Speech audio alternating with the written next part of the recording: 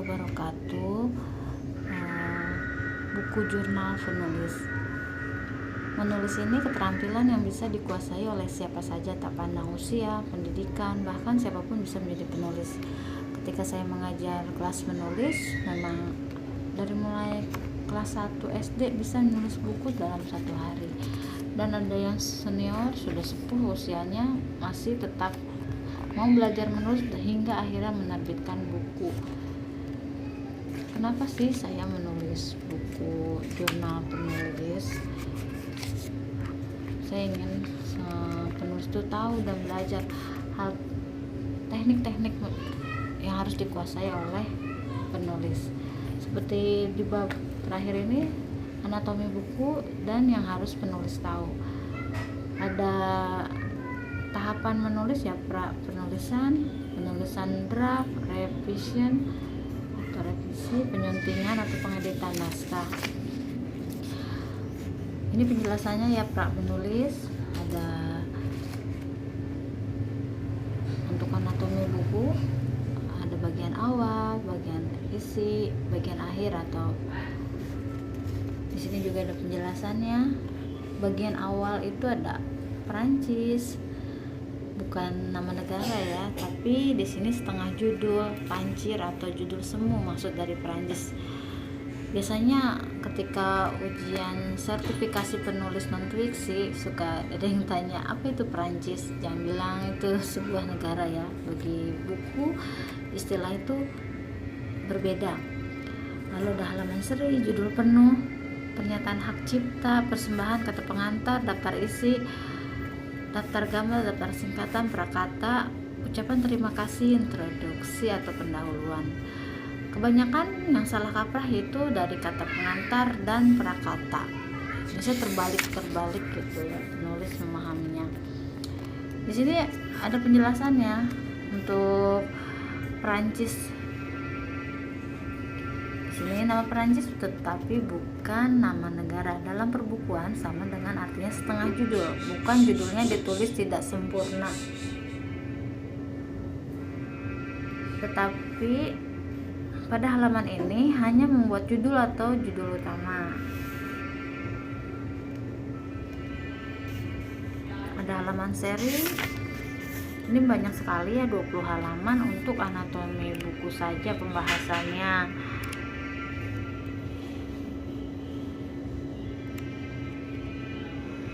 Seperti apa sih lampiran? Halaman yang memuat lampiran-lampiran yang diperlukan untuk melengkapi isi buku atau sebagai rujukan isi buku. Sifatnya opsional. Penomoran dilanjutkan dari halaman isi dengan angka Arab pada posisi rekto. Ada glosarium atau daftar pustaka, daftar istilah atau senarai istilah.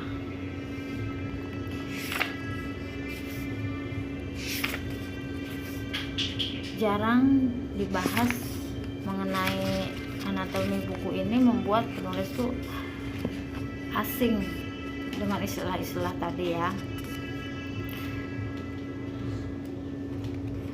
Di sini ada selingan komik ya. Jadi misalnya kalau baca teks dengan penuh materi kan agak jenuh, kurang menarik, makanya disisipi oleh komik yang menghibur. Dan kebetulan ini emang drama-drama yang ada di penulisan gitu, jadi agar pembaca tuh terhibur. Di sini juga ada kata-kata yang memotivasi.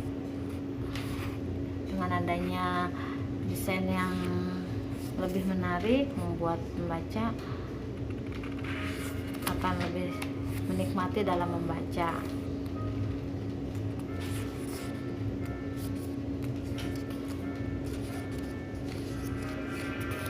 Ini ada kolom portofolio karya ya.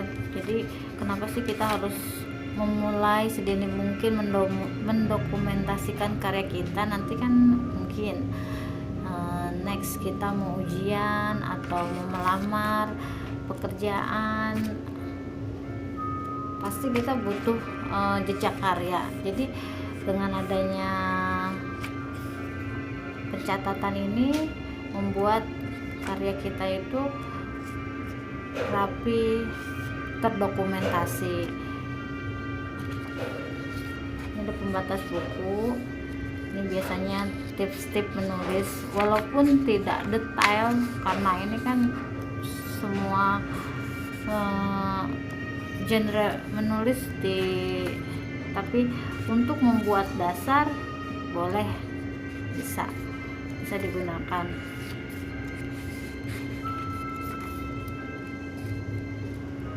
Membuat profil penulis yang menarik ya. Nah ini nih, pasti pada nanya apa sih mind mapping, bagaimana daftar isi. Di sini sudah dijelaskan gitu ya. Jadi penulis bisa memahami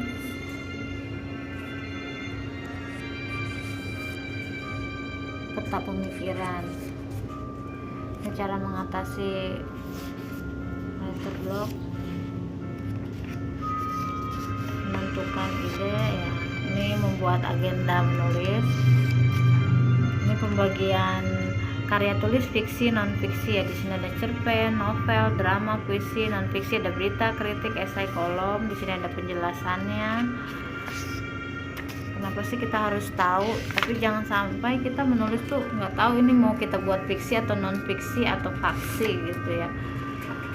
Awalnya emang cukup ringan, dibuat dengan istilahnya koleksi dengan penulis favorit, buku favorit, agar